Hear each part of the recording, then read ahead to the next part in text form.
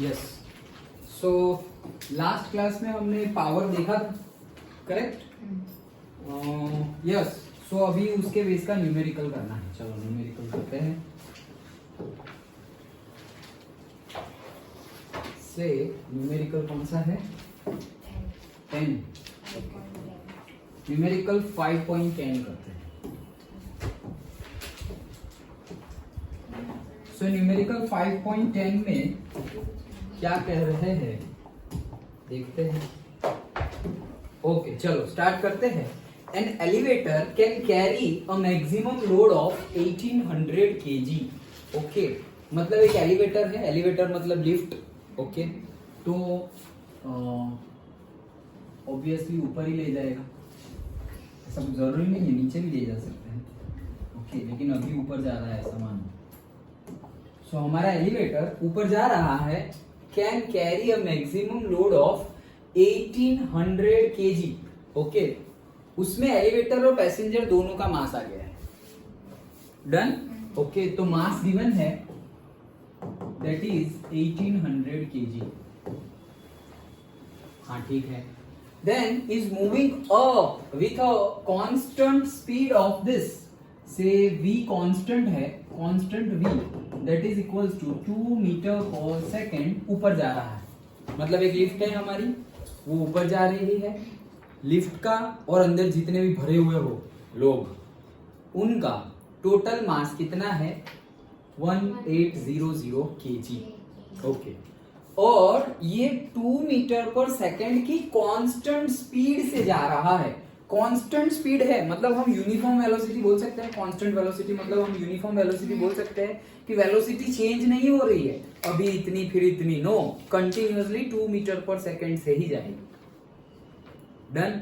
Okay, सो ये हमें data given है, ये याद रखना हो तो याद रख लो, ये यूनिफॉर्म है। Okay, the frictional force opposing the motion is 400 Newton, हमें गिवन है। फ्रिक्शनल फोर्स से 4000, 100 बोला मैं, 4000 न्यूटन। सो फ्रिक्शनल फोर्स कितना है? 4000 न्यूटन। अभी ऑब्वियसली अगर हमारी लिफ्ट ऊपर जा रही है तो फ्रिक्शन कहां लगेगा? नीचे, ऑपोजिट डायरेक्शन में ही लगेगा। ओके, मोशन के ऑपोजिट डायरेक्शन में फ्रिक्शन लगता है, तो फ्रिक्शन फोर्स लगेगा नीचे की डायरेक्शन में। ठीक है, और वो 4000 न्यूटन है। Determine the minimum power developed, power P। Determine minimum power delivered by the motor to the elevator in watts as well as in HP।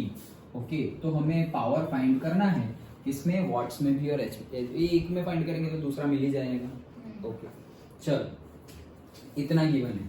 क्या है? सपोज हमारे पास है ये लिफ्ट है, तो obviously gravitational force, weight force तो नीचे ही लगेगा, उसमें तो कोई दो राय नहीं है, करेक्ट? ओके, वो तो नीचे ही लगेगा mg। ठीक है, अब वो ऊपर जा रहा है, तो फ्रिक्शनल फोर्स लग रहा है नीचे। सो से नीचे एक दूसरा फोर्स भी लग रहा है, कौन सा? Frictional force. तो एक हमारा वेट फोर्स और से ग्रेविटेशनल फोर्स और से weight due to gravity, okay, वो नीचे लग रहा है। फ्रिक्शनल फोर्स भी नीचे लग रहा है। भाई ये सब कुछ नीचे लग रहा है, तो ऊपर भेजेगा कौन? मोटर भेजेगी, और क्या? ओके, मतलब इलेक्ट्रिकल सप्लाई। तो इलेक्ट्रिकल सप्लाई होगा, जैसे हमारी पानी की मोटर नहीं होती, तो पानी की मोटर से हम नीचे भरा हुआ पानी डायरेक्टली टेरेस पे भेज देते हैं, तो वैसे ही इलेक्ट्रिकल सप्लाई देंगे तो हमारी एलिवेटर लोगों को ऊपर लेके चली जाएगी और ऊपर की साइड में फोर्स देंगी। डन, सिंपल है। ओके चलो, हमें ढूंढना है पावर। सो पावर का हमारे पास दो फॉर्मूले हैं, एक है work done per unit time, correct? एक फॉर्मूला है हमारा work done per unit time, दूसरा भी एक फॉर्मूला हमने थियरी में देखा था, that is equals to F into V. याद आया कैसे किया था? Work done is equals to force into displacement. फिर स्मॉल के लिए हमने बोला work done force into small displacement upon small time, तो dr/dt को हमने लिख दिया था v। डन, याद आ गया? ओके, तो वो हमारा है, ये क्या है? वॉट, और ये भी क्या है? वॉट। दोनों में से कौन से फॉर्मूला यूज करें? वैसे अभी देखो बुक में धम करके खत्म कर दिया है, लेकिन लॉजिक से जाओ। सो क्या कि अब ये यूज करो या ये यूज करो, तो यहाँ पे हम इजीली देख सकते हैं कि हम ये यूज कर सकते हैं क्योंकि वेलोसिटी गिवन है। ओके, सो वेलोसिटी गिवन है तो हम एफ जो भी हमें मोटर कितना डिलीवर्ड करेगा, ओके, तो मोटर डिलीवर करेगा वो फोर्स तो कहाँ जाएगा? ऊपर ही जाएगा ना। मोटर जो डिलीवर करेगा वो, मोटर भी अगर नीचे डिलीवर किया तो फिर ऊपर जाएगी ही लिफ्ट। ओके, तो मोटर तो जो फोर्स देगी उसकी वजह से लिफ्ट कहाँ जाएगी? ऊपर जाएगी, तो वो फोर्स तो ऊपर की डायरेक्शन में लगेगा जो मोटर लगा रही है वो। सो मोटर की वजह से जो फोर्स लगेगा वो से F ड्यू टू मोटर की वजह से फोर्स लग रहा है। डन। ओके, अब हमें मोटर कितना पावर डिलीवर कर रही है वो ढूंढना है। तो वेलोसिटी तो हमें पता ही है, फोर्स कितना जनरेट करेगी मोटर वो हमें देखना पड़ेगा। ओके, तो पहले तो देखो कि कितने फोर्स है। तो नीचे की डायरेक्शन में देखो 2 फोर्स है, तो नीचे की डायरेक्शन में हम बोल सकते हैं कि हमें पता है क्या से थर्ड लॉ से भी, न्यूटन्स थर्ड लॉ से भी, कि नेट फोर्स जो है, नेट फोर्स। ओके, और यहां पर वापस क्या बोला गया है देखो, हाँ, कांस्टेंट स्पीड बोला गया है। कांस्टेंट स्पीड, तो याद करो एक्सेलरेशन कब 0 होता था? एकदम स्टार्टिंग वाला। हाँ, so F is equals to ma, हमारा जो फॉर्मूला है उसमें एक्सेलरेशन कब 0 होता है? तो या तो अगर कोई ऑब्जेक्ट रेस्ट पे है तो फिर चेंज इन वेलोसिटी होगी ही नहीं, और चेंज इन वेलोसिटी नहीं होगी तो चेंज इन वेलोसिटी पर चेंज इन टाइम जो एक्सेलरेशन है वो 0 हो जाएगा। डन। तो अगर कोई बॉडी रेस्ट में है, ऑब्जेक्ट रेस्ट में है, तो उसका एक्सेलरेशन 0 होता है। ठीक है, और कोई सिचुएशन है जहां पर एक्सेलरेशन 0 होता है? हाँ, यूनिफॉर्म वेलोसिटी में भी एक्सेलरेशन 0 होता है। क्यों? क्योंकि एक्सेलरेशन है vf माइनस vi और से delta v v2 minus v1 divided by t। तो v2 और v1 तो सेम ही है। क्यों? क्योंकि उन्होंने बोला है कांस्टेंट स्पीड से जा रहा है, तो कांस्टेंट स्पीड से जा रहा है मतलब v2 और v1 दोनों सेम है, तो उनके बीच का डिफरेंस कितना हो जाएगा? 0। उनके बीच का डिफरेंस 0 हो गया तो एक्सेलरेशन क्या हो जाएगा? 0। और अगर एक्सेलरेशन 0 हो गया तो तुम्हारा नेट फोर्स क्या हो जाएगा? 0। ma के अकॉर्डिंगली फोर्स क्या हो गया? 0। तो नेट फोर्स 0 कब होगा? मतलब कि ये इतना तक समझ में आ गया ना, नेट फोर्स 0 होना चाहिए। क्यों 0 होना चाहिए? क्योंकि उन्होंने बोला है कि भाई यूनिफॉर्म वेलोसिटी से जा रहा है, तो यूनिफॉर्म वेलोसिटी से जा रहा है मतलब बॉडी रेस्ट पे तो है ही नहीं, वो बात तो छोड़ दो, बॉडी मोशन में है। ठीक है, बॉडी मोशन में और यूनिफॉर्म वेलोसिटी से है। So for uniform velocity acceleration is equals to 0। For uniform velocity acceleration क्या है हमारा? 0 है। एक्सेलरेशन 0 है तो F भी कितना हो जाएगा? 0। ये टोटल है नेट फोर्स। नेट फोर्स कितना हो जाएगा? 0, क्योंकि एक्सेलरेशन 0 है। ओके, नेट फोर्स 0 है तो देखो यहाँ पर ये बॉडी में, ये एलिवेटर में 3 ही फोर्स लग रहे हैं, एक ऊपर की साइड, 2 नीचे की साइड। अगर हम बोले नेट फोर्स 0 है तो मतलब उसका मीनिंग क्या होता है कि ये दोनों का सम जितना होगा उतना ही इसका सम होगा। डन। तो ये दोनों का सम कितना है वो तो हम फाइंड कर सकते हैं। कैसे? कि से फोर्स डाउनवर्ड, ऐसे लिख देता हूँ, फोर्स डाउनवर्ड डायरेक्शन में जो फोर्स लग रहे हैं वो, तो एक तो लग रहा है फ्रिक्शनल फोर्स और दूसरा लग रहा है हमारा weight force due to gravity, ऐसा लिख दो। Okay, so that is frictional force हमें पता है 4000 न्यूटन प्लस ग्रेविटी की वजह से हमारा वेट फोर्स है mg। सो mg मतलब m कितना है? 1800। सो 1800 और g क्या करेंगे? 9.8 ले लो या 10 ले लो रफली। ओके, बोला तो नहीं है लेने को, तो 9.8 ही लेना है। अगर बोला नहीं है कि for easiness you can take 10, तो 9.8 से ही न्यूमेरिकल करना है, लेकिन उन्होंने खुद भी 10 लिया है देखो। ओके, बट फिर कई न्यूमेरिकल में लेते हैं, कई नहीं लेते, तो हम तो रूल के हिसाब से 9.8 ही लेते हैं। चलो, तो ये 9.8 ले लिया, 9.8 लिया मतलब 98 डिवाइडेड बाई 10 लिख दिया। ओके, ये क्या लिखा? मास और जी की वैल्यू भी लिख दी। डन।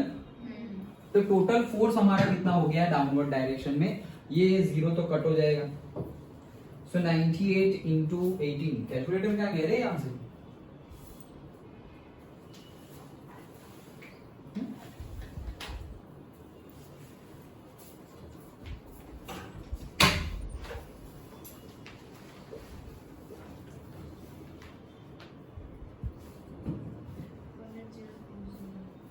कैलकुलेटर कहाँ गया है?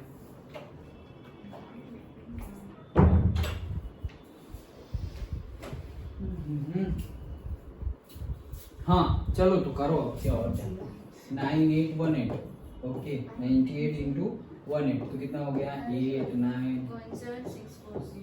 अच्छा ये रुको मैं इधर कर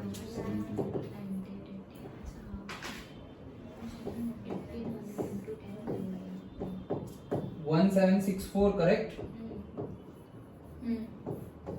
4 हाँ 1764 और एक जीरो हाँ 1764 और एक जीरो और 4000 तो 04611 राइट तो 11640 न्यूटन इतना फोर्स लग रहा है डाउनवर्ड डायरेक्शन हाँ हाँ 2 1 आ रहा है कैसे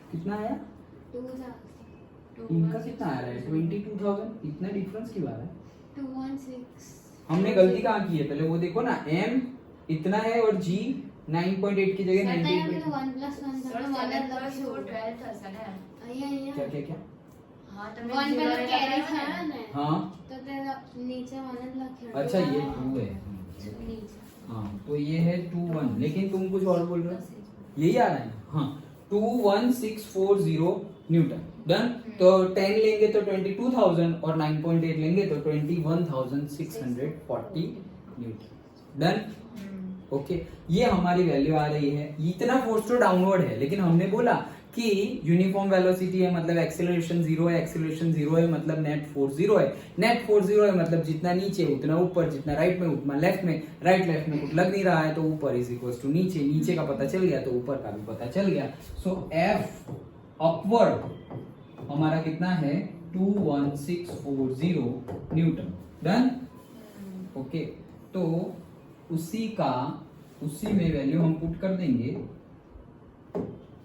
सो P is equals to F into V F का वैल्यू है हमारा 21640 इंटू V का वैल्यू है 2 so that is equals to अभी फिर से करो ओके 2 0 0 2 4 जा 8 2 6 जा 12 1 2 1 जा 2 and 1 3 3 2 जा 4 43280 ये क्या आ गया वॉट डन ओके हमें पता है क्या 1 HP is equals to 746 watt तो 746 वॉट इज इक्वल्स टू क्या है 1 HP है so 43280 watt is equals to how many HPs so से this answer power is equals to कितना हो जाएगा 43280 डिवाइडेड बाय 746 जो भी आंसर आए तो वो तुम करो तब तक मैं कैलकुलेटर ढूंढूंगा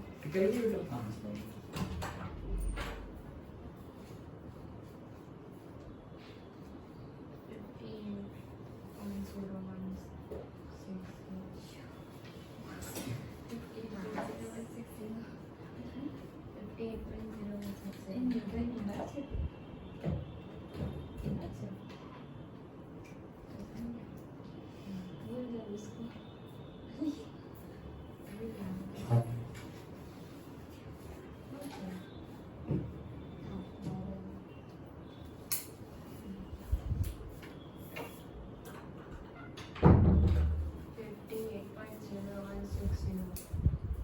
कितना आया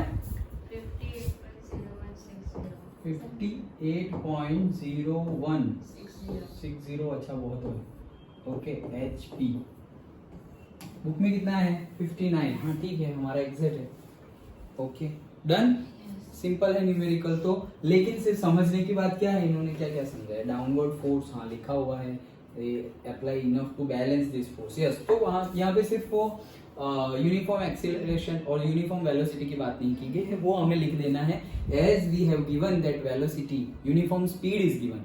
So for uniform speed, acceleration should be 0. Acceleration 0 होगा तो net force 0 होगा. Net force 0 हुआ मतलब जितना राइट में उतना लेफ्ट में, जितना नीचे उतना ऊपर. तो नीचे वाला हमें पता है क्योंकि दोनों ही फोर्स हमें पता है, तो दोनों नीचे वाले फोर्स को सम कर दिया.